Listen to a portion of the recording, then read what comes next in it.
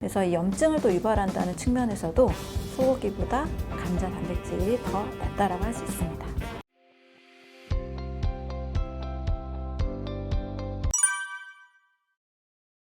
크게 보면은 이제 단백질 하면 동물성 유래냐, 식물성 유래냐, 이제 식물 유래냐, 동물 유래냐 이렇게 나뉘게 되는데, 우리가 인체에 필요한, 제가 포배양에서 말씀드리는 50여 종의 영양소가 있잖아요. 여기에서 그 기준을 잡고 생각을 많이 해보면 우리가 알고 있는 단백질은 아미노산이 되어서 인체에 꼭 필요하다라고 알려져 있죠. 그래서 필수 아미노산 8가지는 꼭 먹어야 된다라고 합니다. 이 성분들이, 이 아미노산들이 이 세포에도 다 담겨 있습니다. 세포 배양액에도 다 담겨 있죠. 그런데 이 필수 아미노산 8가지는 식물성 단백질에 모두 다 들어 있습니다. 우리가 뭐 밭의 쇠고기라고 알고 있는 콩에도, 그리고 현미에도, 그리고 뭐 바나나, 뭐 살구, 여러 과일들에도 이 식물성 단백질이 다 담겨 있습니다.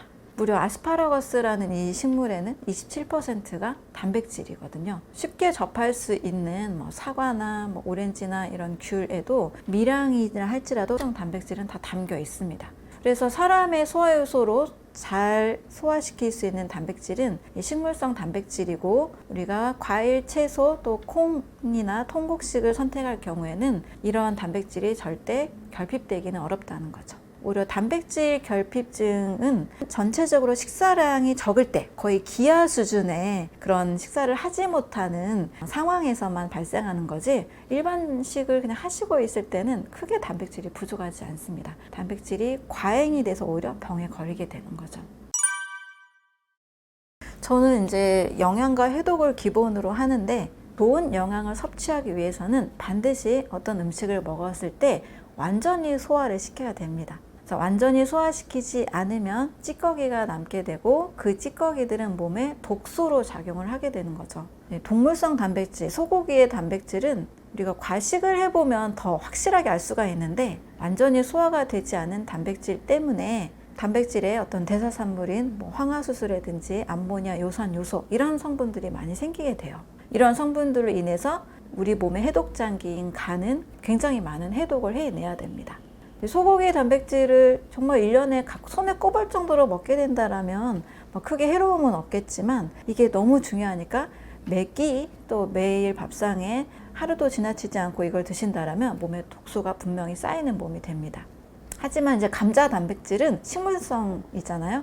식물 유래이기 때문에 사람의 소화효소로 소화가 잘 된다는 거죠. 그리고 사실 소고기와 감자 중에 경제적으로도 감자 단백질이 훨씬 더 경제적으로도 사람들에게 더 저렴하기 때문에 쉽게 접할 수 있잖아요. 그래서 쉽게 접할 수 있는 감자, 또 소화가 잘 되는 식물성 단백질이라서 소고기보다 이게 더 낫다라는 말씀을 드립니다. 덧붙이자면 이제 소의 축산 환경이 깨끗하지 않기 때문에 여러 뭐 항생제나 또 소의 뭐 성장 호르몬 이런 부분들도 식물성 단백질 감자보다는 훨씬 더 전 좋지 않다고 생각을 합니다. 그리고 이제 소를 풀을 먹게 하는 좋은 그 곳에서, 풀을 먹고 자란 소는 고기나 지방이나 이런 부위들이 건강하겠지만, 우리 소가 풀을 먹지 않고 옥수수 사료를 먹는다는 얘기 들어보셨죠? 옥수수 사료를 먹으면 훨씬 더 살이 빨리 찝니다. 축산업에서는 굉장히 선호하는 방식이겠죠. 근데 이 옥수수를 과량으로 먹은 소는 몸에 옥수수가 오메가6 지방산이 많아요. 오메가6 지방산을 많이 섭취하게 돼서 오메가3와 6의 비율이 깨지게 되면 6의 비율이 훨씬 많고, 예를 들어 1대 20 이상 차이가 나게 되면 구조 때문에, 이 비율 때문에 인체는 염증 반응을 일으키게 됩니다.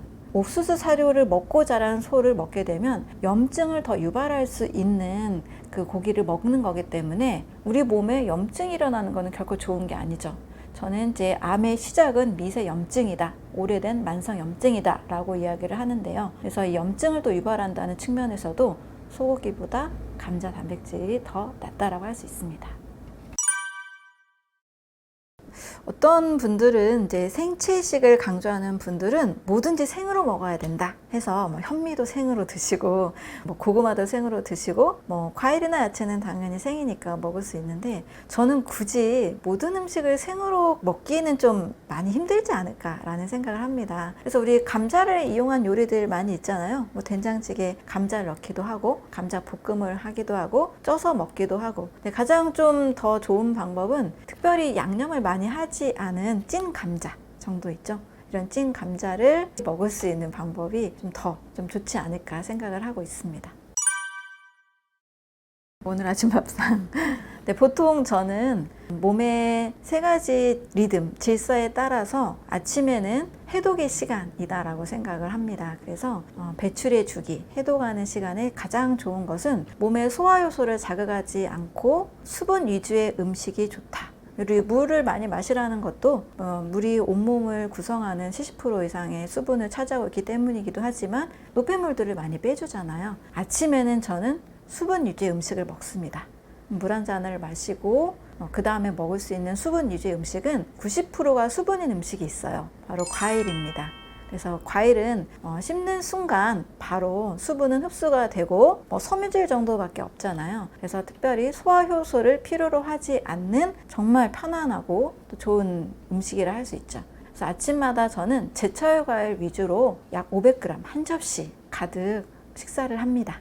오늘 아침에도 사과, 오렌지, 참외 이렇게 조금씩 나누어서 먹고 왔고요. 또 아침에는 과일을 먹습니다. 그럼 점심 저녁은 어떻게 먹느냐라고 할 때, 저도 이제 주식이 쌀밥인 한국인으로 계속 살아왔다 보니까 쌀밥을 참 좋아합니다. 그래서 현미 잡곡 식사로 밥을 하되 국에 말아 먹거나 맵고 짠 양념이 강한 음식은 별로 선택하지 않고 최대한 이제 생채식, 자연에 가까운 음식들을 먹게 되는데, 쌈채소, 배추나 여러 다양한 쌈채소들이 있죠. 그리고 해조류, 다시마나 곰피나 미역이나 이런 해초 같은 것들 싸서 먹는다거나 간단한 버섯 요리를 한다거나 해서 정말 2-3가지 반찬, 또 김도 굉장히 좋아합니다.